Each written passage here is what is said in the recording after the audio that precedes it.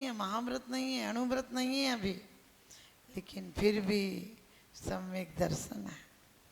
क्योंकि सम्यक दृष्टि के अंदर जीवन में विषाद नहीं है, उसका जीवन प्रसाद है। उसका जीवन दिवालिया नहीं, उसका जीवन दीपावली है। उसका जीवन हार नहीं, परम जीत है। उसका जीवन दुख नहीं, परम सुख की तरफ कदम है। क्योंकि जिसके जीवन में शंका नहीं, वो निशंक जीता है, निर्द्वंद जीता है, आनंद में जीता है। जिसके जीवन में आकांक्षा नहीं, वो अपना मालिक है, मन का मालिक है। जिसके अंदर गिलानी नहीं, उसे किसी से दुश्मनी नहीं। और जिसके अंदर किसी खोटे लोगों के लिए या खोटे मार्ग के लिए समय नहीं, वो अपने आप में सद्वक्ता है, बस सज्जन पुरुष है।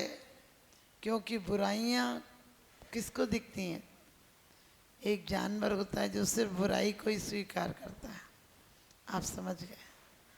मच्छर आपकी लाख परिक्रमा लगाए, लाख मंगलाचरण सुनाए, लेकिन पी कर जाएगा तो खून पी कर जाएगा। गोंच को गाय के थन पर लगी रहती है, लेकिन दूध नहीं पीती है, खून पीती है। इसी प्रकार से जो मिथ्या दृष्टि है, वो अपना समय खोटे पथों की आलोचना समालोचना में लगाता है, लेकिन जो सम्यक दृष्टि है वो अपने गुणों के विकास में लगाता है। आप रोज पढ़ते हैं, गुण ग्रहण का भाव रहे नित्य दृष्टि न दोषों पर जावे। लेकिन सच बताना ऐसा होता है, दृष्टि सिर्फ दोषों पर ही जाती है। कि आप किसी के घर जाते हो, कोई आपसे 10 आइटम बना के रखे, लेकिन हो सकता है उसकी तबीयत खराब हो, ज़्यादा नहीं है, तो बोले क्या करें, ऐसे जाने से क्या फ़ायदा। हंस के तो बोले ही नहीं, हंस के बोले तो कहने लगे हंस के ही तो बोल रहा था, खाना तो अच्छा था ही नहीं। खाना भी अच्छा हो, हंस के भी बोले, कहने लगे आते टाइम कुछ दिया लिया तो है ही नहीं, क्या फ़ायदा। माने तुम हर काम फायदे को सोचते हो, और फायदे में तुम्हारा घाटा ही हो जाता है।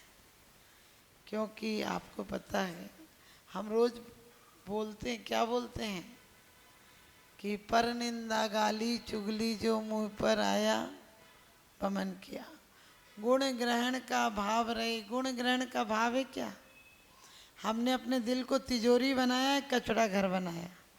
तमाम दुनिया का कचड़ा इतने अच्छे से रखते हो कि 100 पीस में सजा कर रखते हो, और जबकि सम्यक दृष्टि किसी के दुर्गुण देखता ही नहीं, उसे दुर्गुण में भी सुगुण नजर आता है। एक फकीर के घर एक चोर पहुंचा, तो वो चोर तो भागने लगा। फकीर ने हाथ पकड़ा और कहने लगा रुक जाओ, इतनी रात को कोई काम से आए होगे। उसने कहा मैं चोर हूँ। तो कहने लगे फिर तो मेरे भाग्य जाग गए। आज तक मुझे किसी ने सेठ ही नहीं बनाया था, मुझे सब फकीर समझते थे, आज तुमने मुझे सेठ समझा है। आज तक मैं मांग कर खाता रहा, तुमने आज मुझे सम्राट बना दिया। आज तुम मेरे घर आए हो, कोई बिना काम तो आता नहीं, इतनी रात को आए हो। मुझे दुख होगा, कम से कम पहले बता कर आते, तुम्हें 2-3 दिन ज़्यादा गांव भीख मांग के लाता और तुम्हें कुछ दे देता। बड़ी बुरी बात है कि तुम बिना बताए आए हो, आगे से बता कर आना। लेकिन जब इतनी दूर आए हो तो खाली तो नहीं जाने दूंगा, मेरा कंबल लेते जाओ। और कंबल के अलावा उस व्यक्ति पे कुछ पहनने को नहीं था। सर्दी की रात थी, थोड़ा सा दूध पड़ा हुआ था, उस रखा हुआ था। बोला इतनी सर्दी में आए हो तो दूध गरम कर देता हूँ, तुम दूध पी कर जाओ। लेकिन मुझे बड़ा दुख हो रहा है कि तुम इतनी रात इतनी दूर चल के आओ और खाली जाओगे। मेरे पास 100 रुपये हैं, तुम लेते जाओ। और 100 रुपये दिए तो कहने लगा कि 100 रुपये, तो चोर तो 100 रुपये लेके जाने लगा। कहने लगा अरे पागल हो, 100 रुपये तो कल ख़त्म हो जाएंगे, कम से कम धन्यवाद देते जाओ। धन्यवाद तो याद रहेगा, तुम्हें भी रहेगा, हमें भी रहेगा। हमें खुशी इस बात की होगी कि हमने दिया, और तुम्हें खुशी इस बात की होगी कि तुमने खुशी से लिया, धन्यवाद दे के लिया, कर्जा चुकता हो गया। हमने दिया, तुमने लिया, बस प्यार का रिश्ता कायम हो गया। और कहने लगा कि बस इतनी कृपा करो, 100 रुपये में से यदि हो सके तो 10 रुपये मुझे दे दो, कल सुबह किसी को देना है। उसने 10 रुपये दे दिए। फिर वो जाने लगा, कहने लगा भैया बता के तो जाओ, अब कब आओगे? बता के जाओ, मैं इंतजाम रखूंगा, अगली बार ऐसे खाली नहीं जाने दूंगा। वही चोर एक दिन राजा के यहाँ चोरी में पकड़ा गया। लोगों ने कहा ये, अरे हमने देखा है ये किसी को नहीं बकसता है राजन साहब, ये तो एक दिन उस फकीर के यहाँ भी चोरी करने गया था और वहाँ से कंबल ले आया, देखो उसी फकीर का कंबल है। राजा, वो फकीर मशहूर था, बहुत अच्छा था, नाम था। राजा ने उससे बुलाया फकीर को और कहने लगा इसको जानते हो? बोले हाँ जानता हूँ। बोले तुम्हारे घर गया था? बोले हाँ गया था। बोले तुम्हारा कंबल चुरा कर लाया था? बोले चुरा कर? भाई साहब, राजन साहब ये इतना अच्छा इंसान है, हमने बड़ी मिन्नत की थी तब जाकर इसने कंबल स्वीकार किया था, और ये 10 रुपये देकर आया था, हमें आज तक लेने ही नहीं आया। 10 रुपया हमें उधार दे गया था, आज तक लेने नहीं आया, आज आपकी कृपा से ये चोर बन गया। तो राजा ने कहा इसकी चोरी के अपराध में इसे फांसी की सजा देंगे, तुम्हारा क्या ख्याल है? उसने कहा फांसी? अरे फांसी तो सेठ साहूकारों को दो जो दुनिया की चोरी करके गटक के बैठे और गद्दी पर इज्जत से बैठे। ये भी यदि उन जैसे ही चोर होता तो क्या यहाँ तुम्हारे सामने पकड़ा जाता? ये क्या थोड़ी बहुत चोरी करता है, इसे चोरी करना ही नहीं आता है, ये तो सच्चा सज्जन है। और राजा ने कहा तुम इसे सज्जन कहते हो? कहने लगे इस जैसा सज्जन ईमानदार मुझे नहीं मिला दुनिया में। और राजा ने सजा माफ कर दी। राजा ने सजा माफ कर दी तो वो चोर फकीर के चरणों में गिरा और फकीर हो गया। कहने लगा आज तक चोरों के यहाँ जाता था तो चोरी कर लाता था, अब तुम जैसे सज्जन से मिलना हुआ तो अब चोरी का भाव ही खत्म हो गया। आप भी ध्यान रखना, हम अपने आप को इतना अच्छा, इतना सज्जन बनाएं कि ना कोई आकांक्षा। दूरियां क्यों हो जाती हैं रिश्तों में? क्योंकि सब भिखमंगे हैं। लोग कहते दंपत्ति हैं, हमने कही दंपत्ति नहीं गंपत्ति हैं, क्योंकि पहले एक का दुख था, अब डबल दुख इकट्ठा हो गया, 2 का दुख इकट्ठा हो गया, इसलिए दुख ही दुख हैं। आप परिवारों में लड़ाई का कारण देखना, क्या बात है, उसके पीहर की बुराई कर दो तो वो ज्वालामुखी, और इधर कर दो तो भैरव। इधर भैरव। एक पत्नी गुस्से में बोली अरे तुम मेरे किसी भी रिश्तेदार को नहीं चाहते हो। उसने कहा कैसी बात करता है, मैं नहीं चाहता हूँ, कहीं एक रिश्तेदार का बता दो कि तुम मुझे मेरे रिश्तेदारों को चाहते हो। उसने कहा अरे पागल है, मैं अपनी सास से ज़्यादा तेरी सास को चाहता हूँ। समझ गया? मैं अपनी सास से ज़्यादा तेरी सास को चाहता हूँ। यही है आदमी गुणा भाग में लगा हुआ है, किसको कब कैसे नीचा दिखाएं, किसको कैसे। इतनी ऊर्जा, इतनी शक्ति, समय का अपव्यय है, धन का अपव्यय है, गुण का अपव्यय है। इतनी शक्ति, जैसी प्रीति हराम से ऐसी हरि से होए, चले जाओ वैकुंठ में पला न पकड़े को। एक तिलोत्तमा की शिक्षा महासंत महाकवि बना देती है। और हम लोगों की शिक्षा बताना मत किसी को, देना मत किसी को, रहने दो, चुपचाप ला के दियो, मेरे हाथ में ला के दियो। क्या हो रहा है? ये हम क्या सिखा रहे हैं? क्योंकि कहा है मार्ग स्वयं शुद्ध है। समंत्र भद्र स्वामी क्या कहते हैं? मार्ग स्वयं शुद्ध है, लेकिन अज्ञानी असमर्थ पुरुषों के द्वारा कभी कोई बात हो जाए तो निंदा नहीं करना। और जो निंदा करते हैं वो ज्ञानी नहीं है। अपना बेटा गलत काम करे तो कमरे के अंदर डांटते हो, और सज्जन धर्मात्माओं से कभी कोई हो सकता है कर्म का उदय आ जाए तो तुरंत प्रवचन नहीं डालोगे, साधु संतों के आहार और सामयिक नहीं डालोगे, व्रत उपवास नहीं डालोगे। लेकिन यदि ऐसी वैसी बात सुन लो, बोले तुमने सुनी थी, बिना अखबार के पूरे शहर में खबर पहुंच जाएगी। यदि छोटा सा अपराध हो तो बड़ा अपराध होकर अखबारों में छपवा दोगे। कहने हमने तो सुनी थी, जो देखी थी सो कह दी। अरे ये पता नहीं है, हमारे यहाँ कहा है मार्ग कभी खराब नहीं होता है, रास्ते वही होते हैं।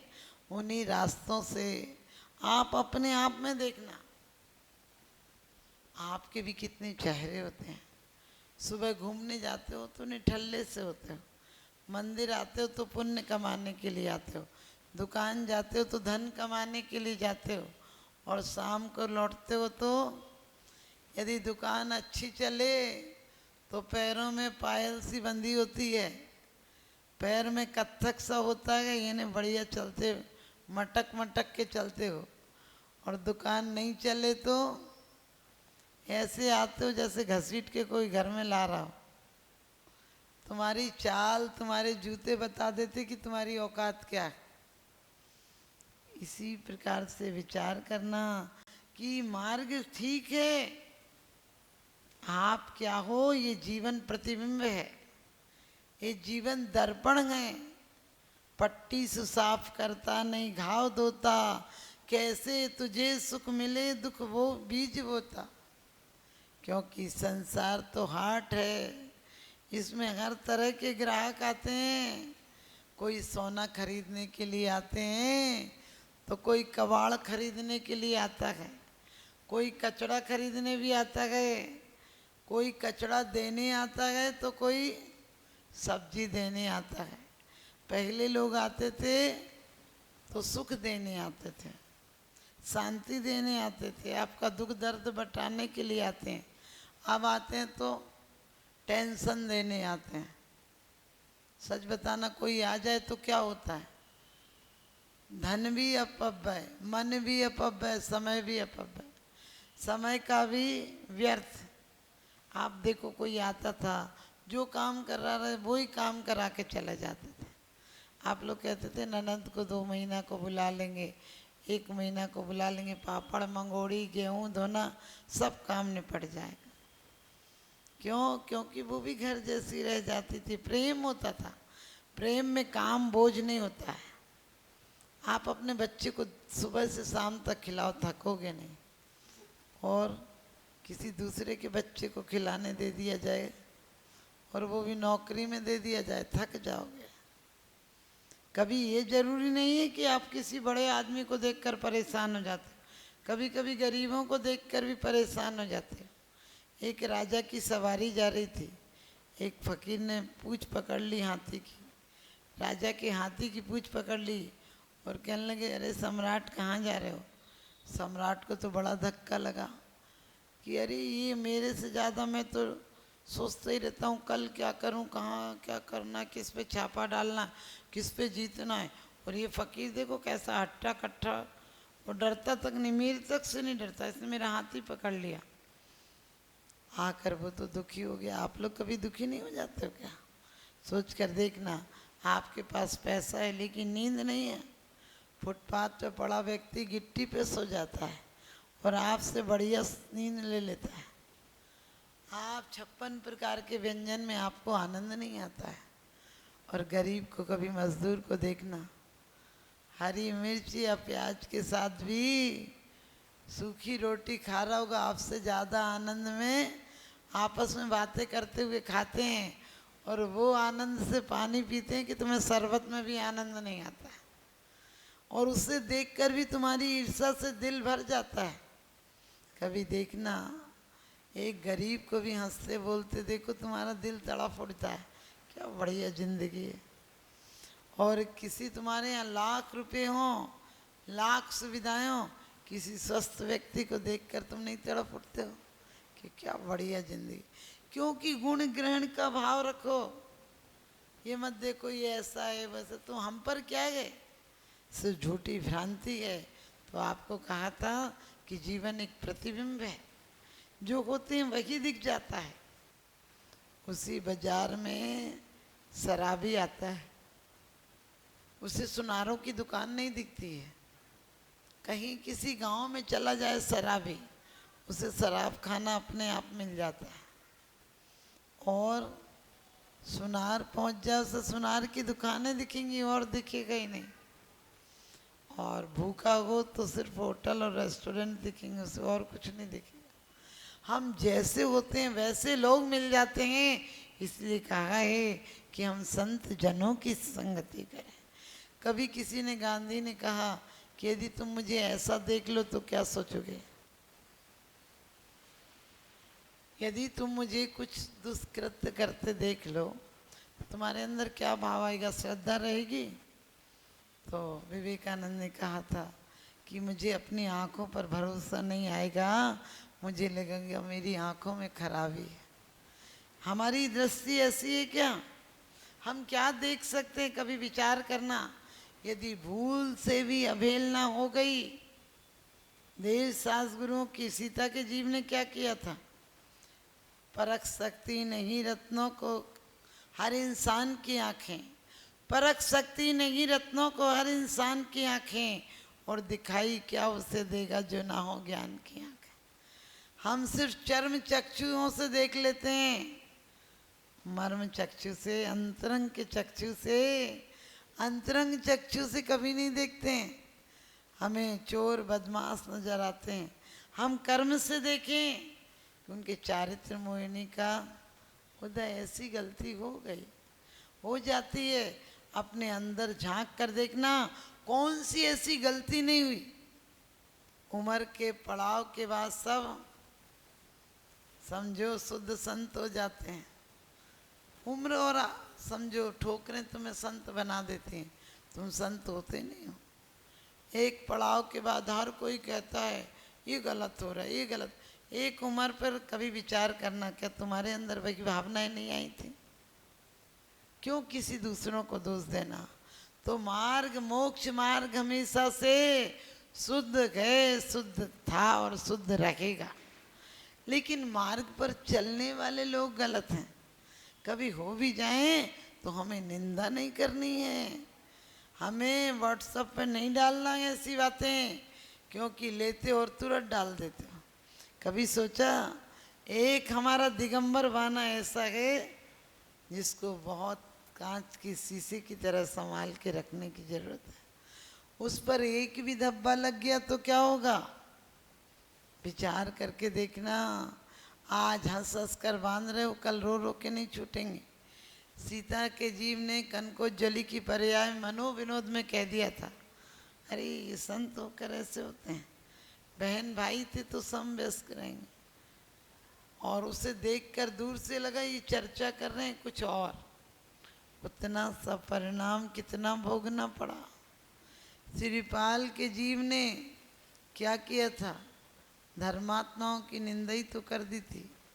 कोड़ी कहा था, इन्हें कोड़ी कहा नहीं गया, कहा था पुण्य भी चक्रवर्ती ब्याज की तरह बढ़ता है। धन्य कुमार आदि की चरित्र में आपने पढ़ा है, और नंदी सेन आदि का पढ़ा कि एक बार जरा सी संगति की सज्जनों की तो किस्मत बदल गई। किस्मत बदली या नहीं बदले, हमारा मत बदल जाना चाहिए, हमारा विचार बदल जाना चाहिए। जैसा विचार होता है वैसा आचरण हो जाता है, और जैसा आचरण हो जाता है वैसे चरण बढ़ जाते हैं हमारे। हम लोग रोज अपने आप में विचार करें कि सीता के जीव को कितना भोगना पड़ा। श्रीपाल को कोड़ी कहा तो कोई कोड़ी कह देता हो जाता नहीं, पाप भी फलता है, फूलता है। इतना सा करो इतना बड़ा उदय में आता है। और श्रीपाल को कोड़ हो गया, गलित कोड़ हो गया। उनने भाड़ कहा था, भाड़ घोषित हो गए। अपने बाप के घर में लाख जूते पड़ जाएं कोई बड़ी बात नहीं, अपने ससुराल में भाड़ घोषित हो जाना कितनी अपमान की बात थी।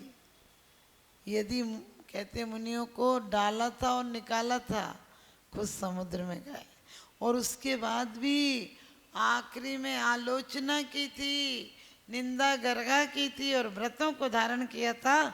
उसका परिणाम था कोटि भटुए।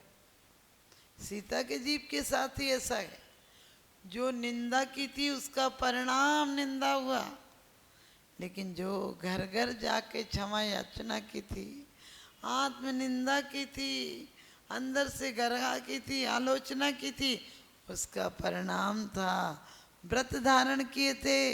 राजा जनक की बेटी दशरथ की वधू और राम की पत्नी लक्ष्मण की भाभी हुई थी, उसका परिणाम था। आज हम लोग क्या काम कर रहे हैं ऐसे? कभी भी जरा सी बात होती है, अरे इस मार्ग पर मत जाना, इस मार्ग पर ऐसे ऐसे काम होते हैं।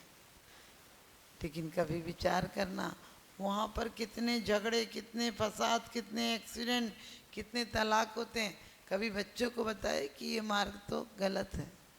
शुद्ध मार्ग को अशुद्ध करने की कोशिश की, अशुद्ध मार्ग की तरफ झांकने की कोशिश भी नहीं की।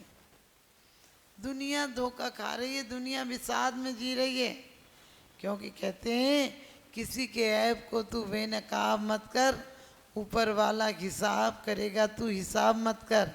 भले कि मैं बुरा सही, तू अपनी नजरें तो खराब मत कर, क्योंकि निंदा पहले कानों के माध्यम से अंदर जाती है। जैसे भोजन मुख के माध्यम से अंदर जाता है, फिर मुख के माध्यम से ही बाहर आ जाता है। लेकिन निंदा ऐसी है, कानों के माध्यम से अंदर जाती है और मुख के माध्यम से बाहर निकल आती। बस जीवन में एक धर्म कर लेना, तुम्हारा कल्याण हो जाएगा कि 8 अंग का पालन कर। पालन करना कोई कठिन बात थोड़ी है। देखो, निंदा करना हो तो कितना अंदर ले जाओ गंदगी, फिर अंदर मन गंदा करो, फिर दूसरों का दिल गंदा करो, दिमाग गंदा करो। आज हमारा और आप सबका दिमाग मधुमक्खी का छाता हो गया, जहाँ दिन भर बिनबिनाहट होती है, किराएदारों का मकान हो गया, जहाँ झगड़ा होता ही रहता है। सज्जनों का मन नहीं हो पाया, जहाँ आराधना और उपासना होती रहती है।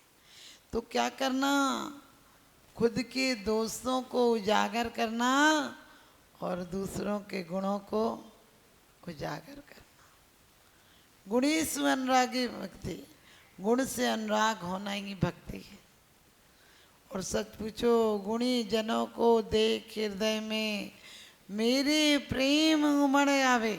कैसा प्रेम? आप अच्छे हो नहीं, इन जैसा मैं भी बन जाऊं। मैं कहाँ पड़ा हूँ? ये हमारे संग के आज इतने बड़े हो गए। वो बड़ा होना कोई बात नहीं, बड़ा तो घर में तुम लोग भी बना लेती हो, लेकिन कितना गलता है, फिर कुटता है, फिर पिसता है, फिर नमक मिर्ची मिला मिला के फेंटा जाता है, और उसके बाद गरम कढ़ाई में तला जाता है, और उसके बाद जरा भी चिकनाई ना रह जाए इसलिए गरम पानी में डुबो दिया जाता है। फिर डुबोने के बाद भी कुछ नहीं छोड़ा जाता है।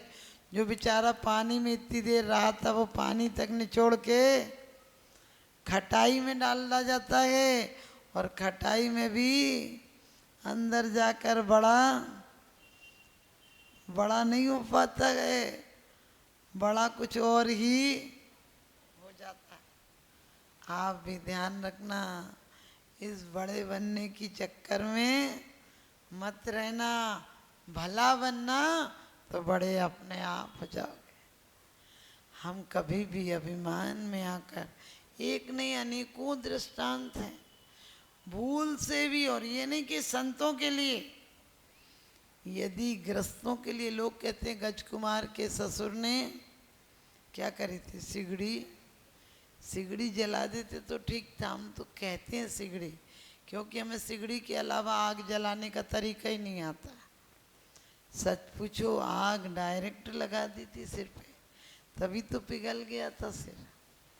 लेकिन क्यों हम सिर्फ एक तरफा देखते हैं, हमें उसी भव की बात नजर आती है। लेकिन गज कुमार के जीव ने सौत के बच्चे को रोटी की भाप लगा दी थी। तुरंत 8-10 दिन का बच्चा था और रोटी की भाप लगा दी थी, उसका परिणाम था आग लगी। हम आज कितने लोगों की निंदा कर रहे हैं, अगले जन्म में कितनी जगह हमारी निंदा होगी। सच पूछो, सफल हो या हार जाओ, लेकिन हमेशा श्रेष्ठ का साथ देना, श्रेष्ठ का साथ देना, निकृष्ट का मत देना। क्राइस्ट ने बड़ी सुंदर बात कही थी कि मैं सफल होकर सुअर नहीं बनना चाहता, मैं सफल होकर सुअर बनने की अपेक्षा मैं असफल कवि लेखक बनना पसंद करता। किसी की 100 बरस की जिंदगी से कुछ नहीं होता, किसी की 100 बरस की जिंदगी से कुछ नहीं होता, किसी की 2 बरस की जिंदगी 100 काम करती है, किसी की 2 बरस की जिंदगी 100 काम करती है। हमें किसी भी रिश्तेदार से, परिवार में, समाज में ऐसे शब्द नहीं बोलना है। यदि आपके यहाँ कोई काम करता है, आप उसे बुरी तरह डांट देते हो। डांटो काम के लिए, आप काम के लिए रखा है, ये नहीं कि उसे टाइम पास को रखा है। काम के लिए आप बोलो इतना काम करो नहीं तो जाओ, लेकिन ऐसे शब्द मत बोलो भिखारी है, खाने को नहीं मिलता है, ये है वो है, 2 रोटी दे रहे हैं, इतनी अपशब्द मत बोलो, वरना आप ध्यान रखना वो शब्द आप पर लौट कर आएंगे, लौट कर आएंगे। इसलिए अनुशासन रखो, लेकिन शासन मत रखो। अपने ऊपर भी स्वतंत्रता रखो, स्वच्छंदता मत रखो। आज स्वच्छंद हो गया जीवन, इसलिए इतना विषादमय हो गया। आप सब जीवन में अनुशासन रखेंगे और अपने जीवन को उत्कृष्टता की तरफ ले जाएंगे। ये जीवन यदि परम विशुद्ध बनाना है, सम्यक दर्शन प्राप्त करना है, तो इस मार्ग पर बहुत खराब लोग हैं, ऐसा मत सोचो। ये सोचो गिने चुने लोग हैं जो हमारे जिनत्व को टिकाए हैं। यदि कोई चारित्र मोहिनी कर्म के उदय से गलती हो भी जाएगी, तो पहले तो हम अकेले में उनसे निवेदन करेंगे, वो नहीं मानेंगे तो क्षमा याचना करके अपने घर में बैठ जाएंगे, लेकिन 10 लोगों में कभी निंदा नहीं करेंगे। आप सबको पता है जिनदास सेठ की कहानी, कि उन्होंने बुलाया नहीं था, वो कोई नकली वेशधारी चुल्लक बनकर रहने लगा। उन्होंने उसे व्यवस्था चलाने के लिए कुछ व्यवस्थाएं भी दी। उसके बाद वो हीरे की प्रतिमा थी, चोरी कर ले गया और लोगों ने उसे पकड़ा। तो जिनदास कहते हैं क्यों पकड़ रहे हो तुम, पकड़ो मत, मैंने ये प्रतिमा बुलाई थी। क्योंकि उनके अंदर ये भाव था, यदि आज मैंने कह दिया इसने चुराई है, तो लोगों का धर्मात्माओं से विश्वास उठ जाएगा। आपने खड़क सिंह और बाबा भारती की बात सुनी होगी।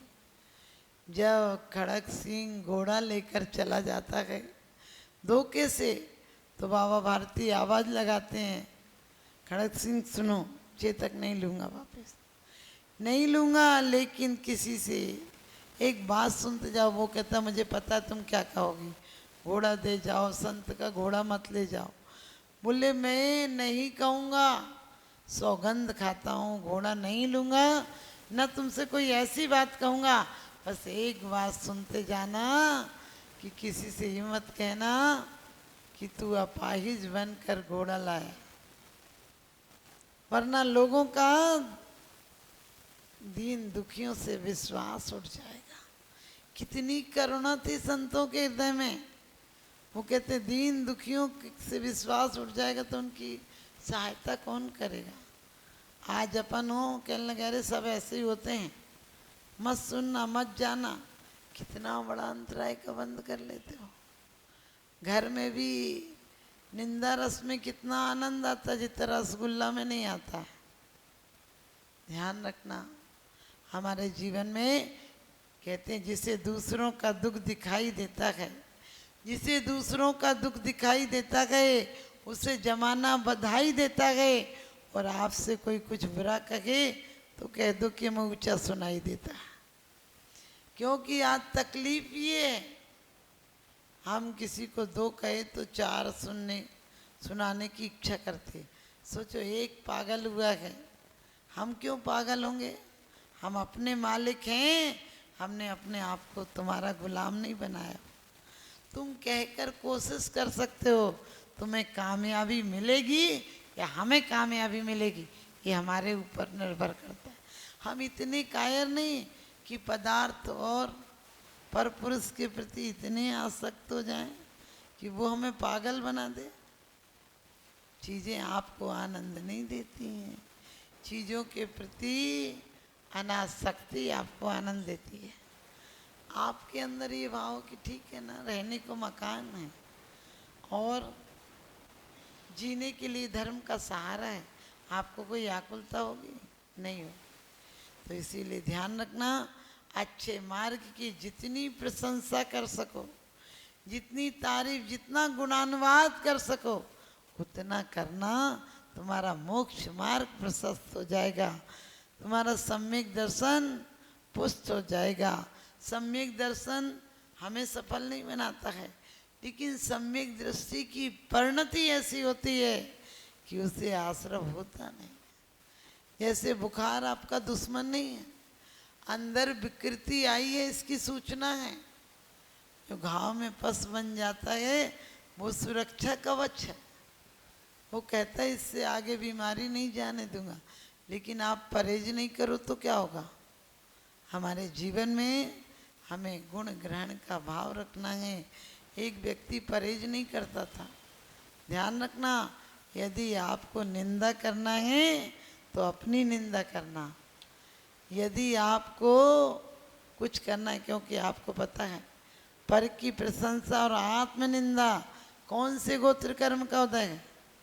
उच्च गोत्र नहीं, आत्म निंदा और पर प्रशंसा का उच्च गोत्र के बंधन का। तो हमें हमेशा कोई भी हो, घर में जिठानी देवरानी कब लड़ाई होती है? जब तुमने कह दिया। बाहर वाले तो मंथुरा होते हैं, बैठे ही रहते हैं भड़काने के लिए। मंथुरा ने क्या कहा था? तुझे बचपन से पाला है, मैं नहीं देख सकती हूँ। देख, सिखाने वाले इतनी अच्छी मलहम पट्टी कर लेते हैं।